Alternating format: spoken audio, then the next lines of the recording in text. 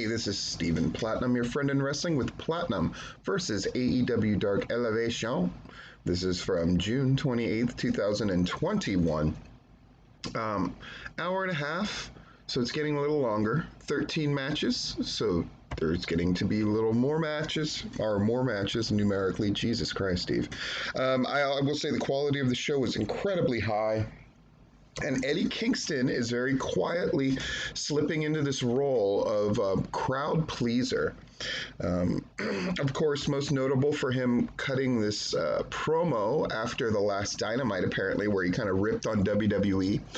That's making the rounds. And then him dancing like TH2. It is fun to see Eddie Kingston, who already has enough tough guy cred, now really playing to a crowd and really becoming one of those guys. And you know, in the WWE, traditionally it's whoever the top star is the person who sends them home happy, right? Hulk Hogan's going to pose for you. Stone Cold's going to have beers off camera, that kind of thing. AEW, though, as they tend to do, especially because their biggest star, their champion, is a heel. He's not going to send you home happy. So they'll have Moxley cut a promo, or they'll have Eddie Kingston do a thing. I think it's very smart. I think it's one of those things that will ensure their health for a long time to come. His dancing on this thing was so freaking funny. I'm sure you can find clips of it. We got Tony Schiavone and Paul White, aka the Big Show, on commentary. They're getting better every time, especially Big Show. They're getting better at the commentary. Tony Schiavone, when he's allowed to speak more, that three-person team on Dynamite can be a little muddled, and he tends to defer to Jim Ross, understandably so, and give Excalibur his moments. But here, he and Paul White are able to really just bandy back and forth, and it works very nicely. They open with a video of Kingston and Pentagon making the save at the end of Dynamite. So Kingston's talking, and he puts over Jungle Boy, Christian Cage, in the AEW locker room. Really great stuff. We open with the Gun Club, Billy and Colton in this case, against JD Drake and Ryan Nemeth. I'm going to call this a competitive matchup. How we do competitive matchups is if both sides look good, which in this case they most certainly do. That's a check. If the right team wins in a definitive fashion, and in this case certainly does, it takes Billy Gunn and his experience to get the win. And then if something feels like it is advanced, either a feud is advanced or a match is set up and that kind of thing. And I think that's definitely the case. I think we're going to see the Gun Club in some way, shape, or form against Peter Avalon and crew again. So I'll give that a third check mark. Penelope Ford takes on Valentino Rossi. I liked Valentino Rossi in the other match where I saw her. In this one, it's Penelope Ford is clearly getting the push, though. The match didn't go all that long. Penelope Ford wins with a fireman's carry gutbuster, which is, I guess, what she's going to go with now.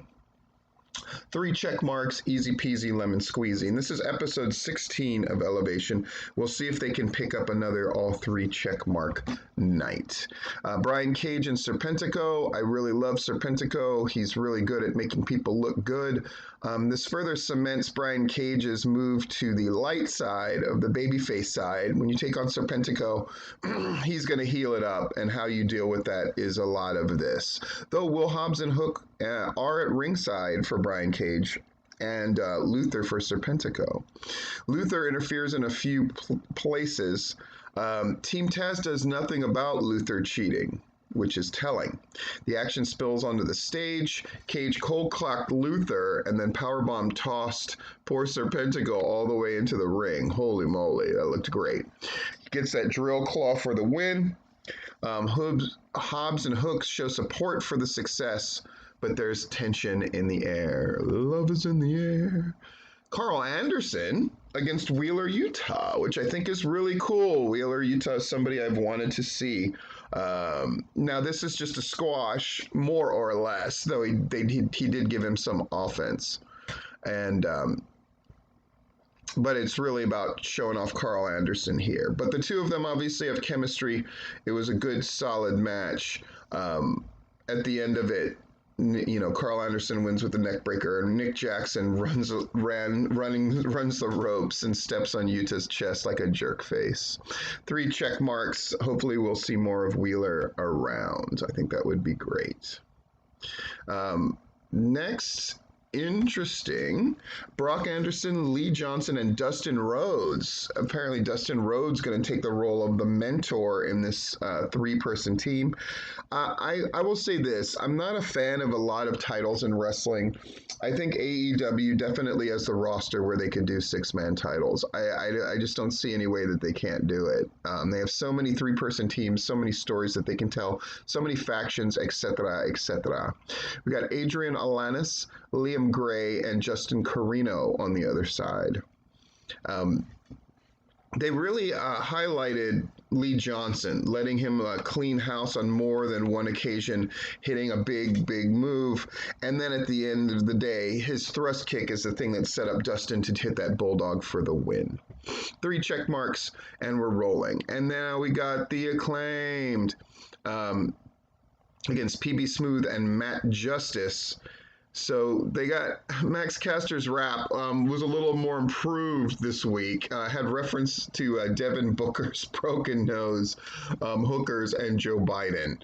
I like it when he doesn't feel compelled to talk about, enhancement talent we may not necessarily really know, and just stick to being clever sometimes. I think it really works. Their teamwork is much better. The Acclaimed are definitely a smoothed out, really important tag team in AEW. And this one shows it 3 check marks.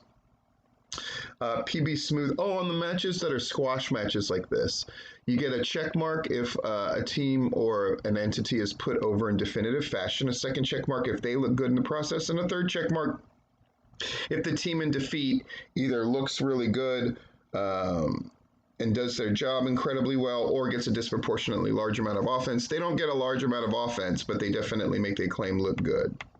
Riho against Kylan King. I will call this competitive. Both looked great. This story of smaller babyface Riho against a very tall Kylan King really worked. Kylan King, again, one of my favorites, just no two ways about it.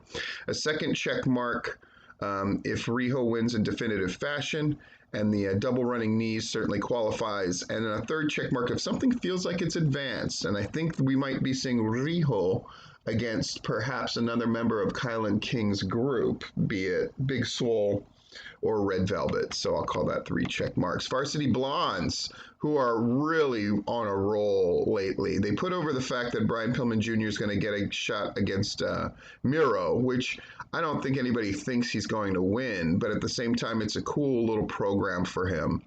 I really like Pillman Jr.'s energy. Julia Hart makes them look like a main event kind of thing. It's really great.